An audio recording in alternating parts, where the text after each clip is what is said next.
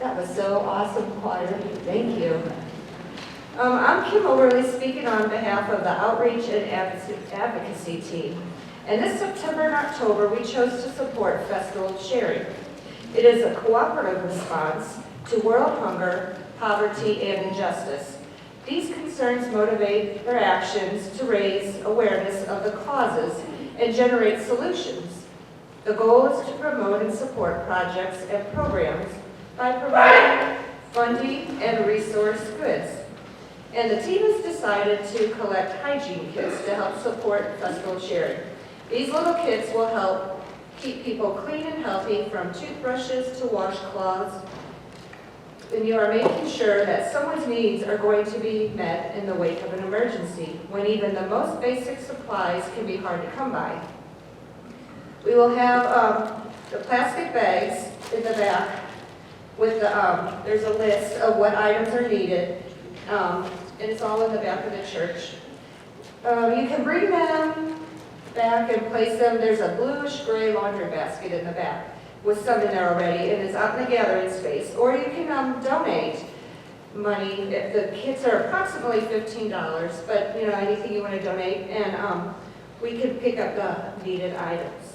One other way to help support the Festival of Sharing is to mark your calendars for October 26th and attend the quilt auction and luncheon. All the money raised will go to Church World Services Blanket Plus program. And thanks.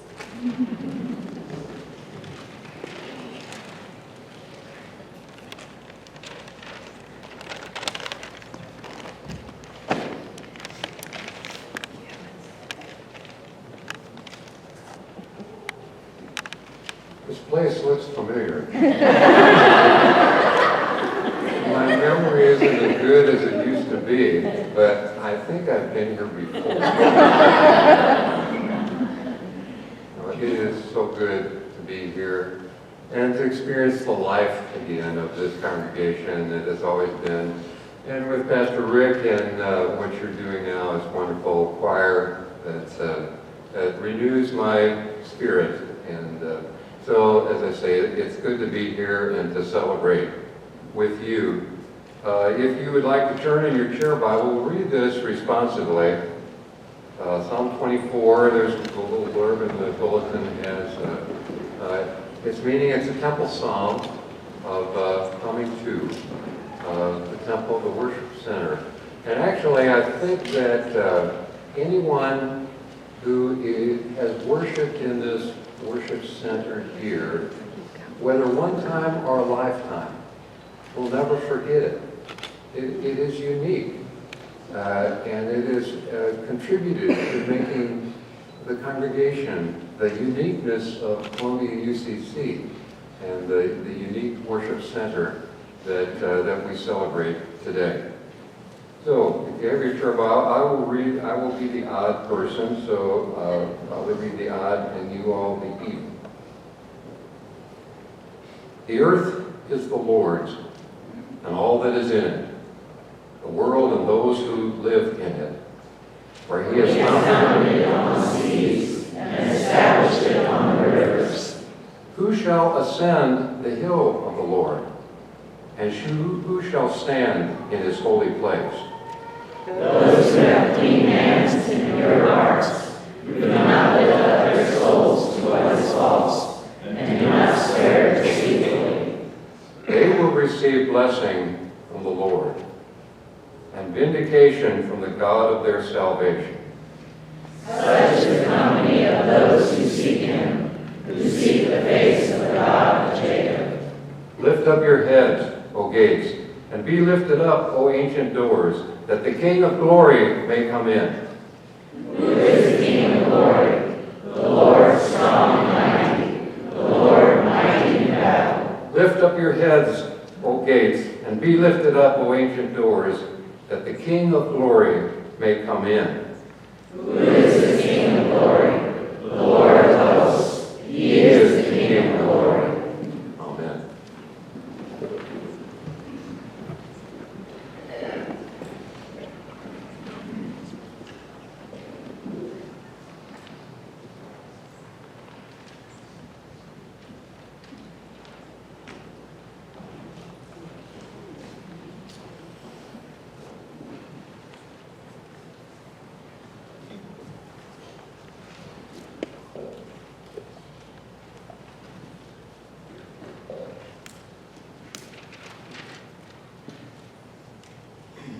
Seemed like I've been here before.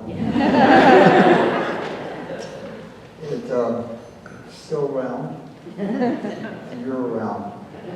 I want to say how much Gail and I appreciate being remembered and brought back.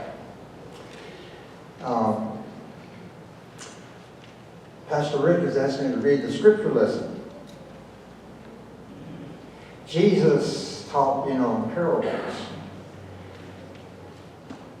How many parables did he teach? Well, more than 38, 40 have been remembered and recorded in our Gospels. And no doubt he told many more that were never recorded. For that was a way of teaching by way of parables. The parable that we're going to read this morning is one that I had to read more than once, or maybe 3 times, to try to say, what's really going on here? Now, I'm going to only read it once. And I'm going to try to read it in a way I hope maybe it will lift up something of what Jesus was trying to say. And I want you to listen for some of Jesus' sarcasm in this parable, because it's there. And then, once I finish, I'm going to turn it over to Pastor Rick to let him tell you what it really means. Is that a fair deal? I'll give it my best shot. And because I have come here for you to tell me what it means. Then Jesus said to the disciples, there was a rich man who had a manager, and charges were brought to him that this man was squandering his property. That doesn't sound very good, does it? No. So he summoned him and said to him, what is this I hear about you?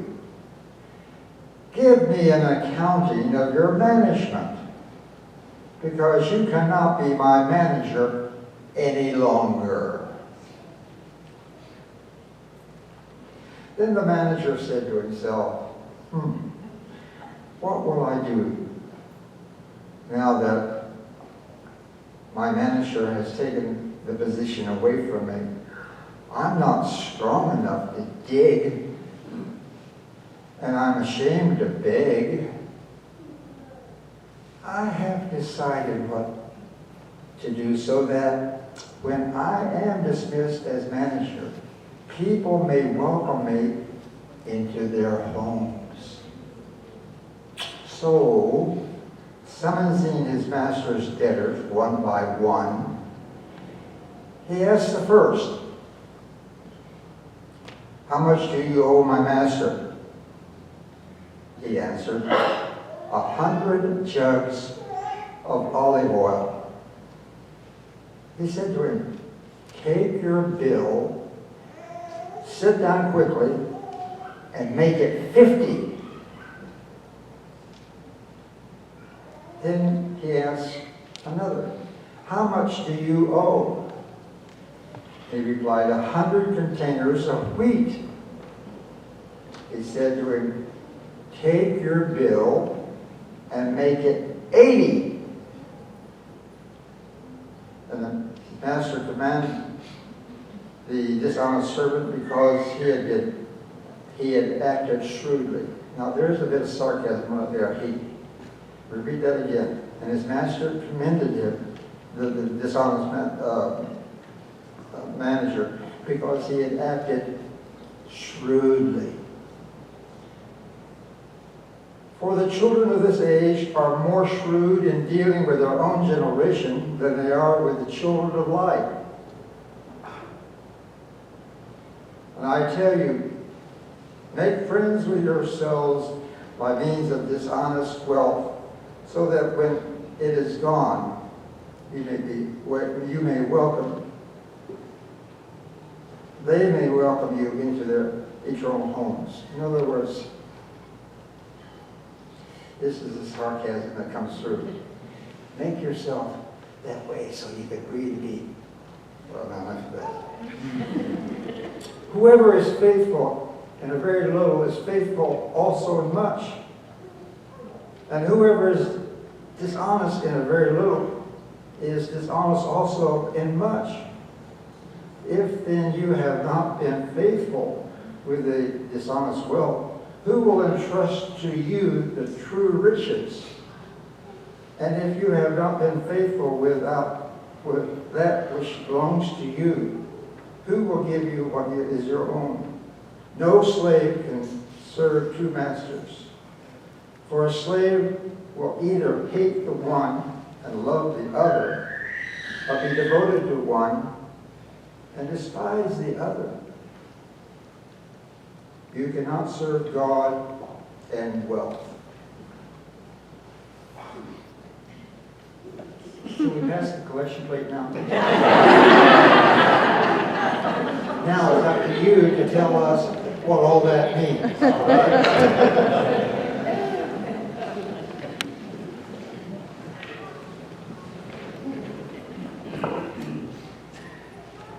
Thank you both, Jerry and Fred.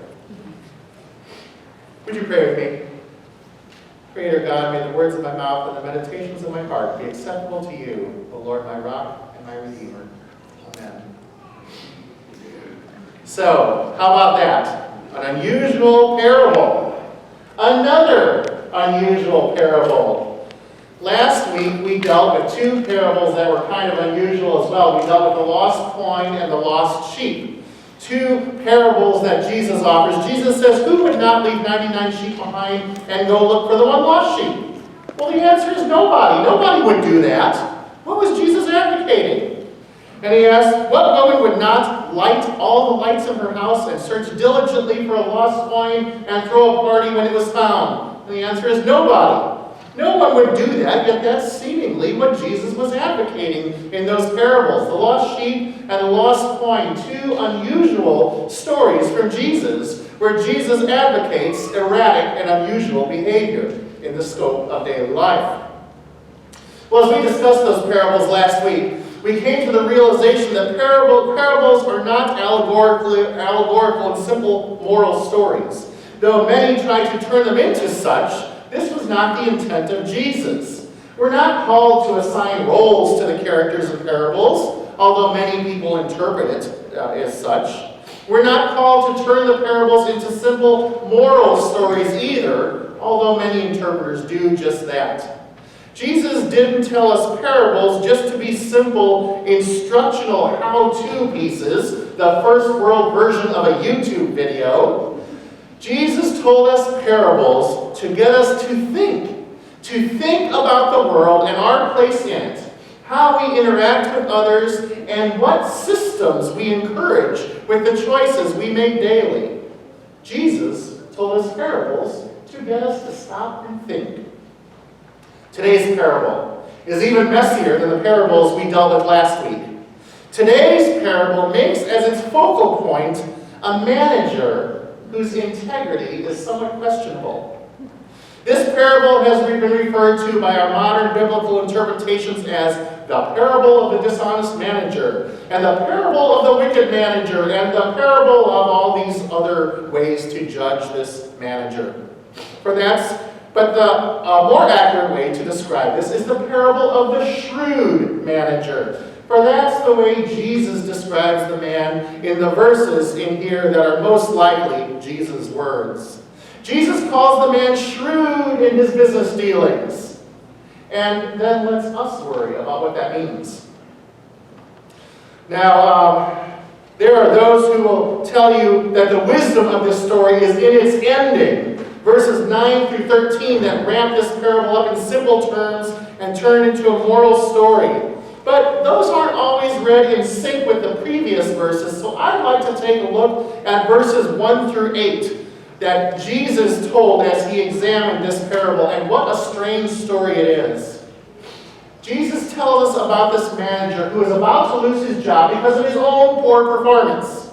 Hearing this, he calls the master's debtors to him and changes their accounts to their benefit. He rewrote their debt, bringing them much-needed relief and shorting the manager some of what he was owed. The master finds out about what the manager has done, but instead of being mad, he commends the manager for acting shrewdly. The manager is lifted up for his shrewdness. Well, like last week, this doesn't make sense. Why would the master command the manager for squandering even more of the master's money by rewriting the debts owed to the master? How is this shrewd? What is being commended here? Well, as I said earlier, the wisdom of a parable is not in the allegory assigning of the characters within. The wisdom of a parable is not even a simple moral lesson. The wisdom of a parable is when it gets you to think, and it gets you to do so by turning something you knew upside down, by turning the tables on what is, and getting the listener to think about what could be instead. The wisdom of a parable is that it encourages out-of-the-box thinking. It encourages the listeners to look at the world through lenses that are not necessarily acceptable to the culture of our times, acceptable to the rest of the world.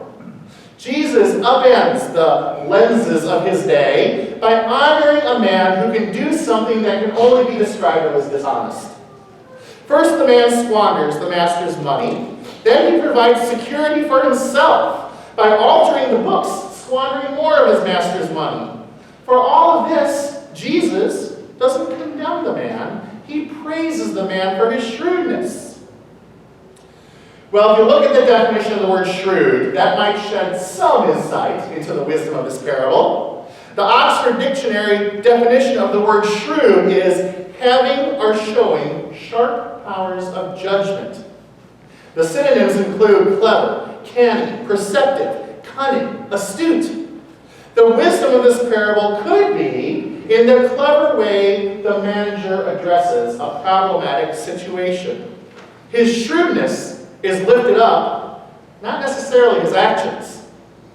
The fact that he was able to address a problematic situation with out-of-the-box thinking is wisdom that would have been very valuable to people living in that first century world of Jesus.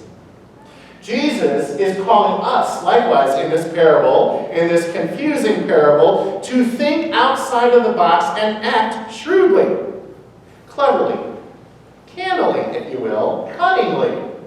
We are called in our ministries on Jesus' behalf to be shrewd, to embody shrewd ministry with all of creation. Shrewd ministry is the ministry that Jesus had with the people of his world, and it's the ministry he embodied and the ministry he is advocating in the wisdom of this awkward parable today. So what is shrewd ministry, you might ask? Well, some of you might have heard about the shrewd ministry of a local congregation who has purchased $43 million in medical debt from creditors only to forgive it and send letters to the debtors that their medical debt has been forgiven. That church paid $430,000 to purchase $43 million in medical debt, all of which was donated specifically for that shrewd ministry program. Logically, this idea doesn't make sense. Other than good publicity, the church has nothing to gain by doing this. But to the people who are on the receiving end of this grace, this could be life-changing. According to a study by the Urban Institute cited in the Columbia Missourian, roughly 75% of all bankruptcies in Missouri are due to medical debt. To them, this shrewd ministry program is a game changer. The United Church of Christ is passionate about shrewd ministry as well. From our advocacy issues for people who have been disenfranchised by the privileged elite in our world, to our stand for creation care in the midst of the pressures facing our society today. We in the United Church of Christ participate in a shrewd ministry together, a shrewd ministry emblematic of today's parable. And we, Fred and Jerry and all of you, have participated in some shrewd ministry here at Columbia UCC these past 50 years as well. Discerning the move from Pitt Street, that out-of-the-box decision, to move to this location, designing and building a non-conventional facility when I'm sure it would have been much cheaper to build a box. Visioning the construction of our educational wing and the ministry of our Lodo preschool program. These are all examples. These are just a few examples of the shrewd ministry, the clever ways of thinking outside the box. It's kind of an ironic thing for a round building. Outside of the box. And applying canny, astute perspectives when the naysayers of the world condemn critical thought and champion doing the way things have always been done, or at least the way everyone else is doing them. Shrewd ministry continues in this congregation in our newly affirmed commitment to being an open and affirming congregation, in our developing ministry with Chiapas, Mexico, and in our passion for progressive theology in a culture that is increasingly skeptical of critical thought. The legacy of shrewd ministry that has always been a part of Columbia United Church of Christ lives on in many ways through these new ministries, as well as through our continuing and enhanced ministries, embodiment of the wisdom the parables shared with us today. So as we gather here today, on the 50th anniversary of the construction of this current facility and the 20th anniversary of the construction of the educational wing, we gather not just celebrating this institution. We gather celebrating 50 years of shrewd, clever, canny, perceptive, acute ministry. And we gather passionately celebrating our future. plus more years of shrewd, clever, canny, perceptive, acute ministry as an open and affirming United Church of Christ congregation.